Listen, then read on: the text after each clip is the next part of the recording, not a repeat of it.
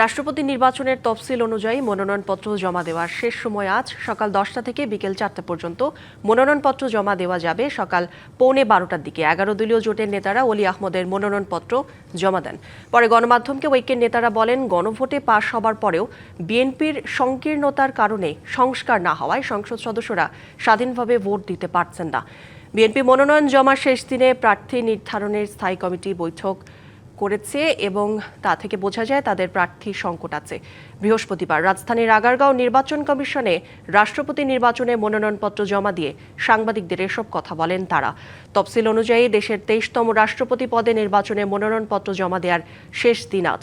বাছাই 16ই আগস্ট, প্রত্যাহার 18ই August, vote হবে 20শে আগস্ট দুপুর 2টা থেকে বিকেল 5টা পর্যন্ত। মাননীয় চিফ ইলেকশন কমিশনার আমাদের এই নমিনেশন পেপার গ্রহণ করেছেন। আমরা প্রতিনিধি দল সবাই একসাথেই ওনার কনফারেন্স রুমে গিয়েই আমরা দাখিল করেছি।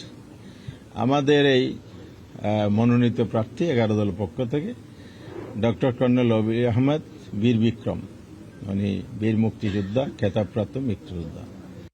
বাংলা কিউআর যেখানে নগদ পেমেন্ট সেখানে। সারা দেশে 10 লাখেরও বেশি মার্চেন্টে নগদে পেমেন্ট করুন খুব সহজে।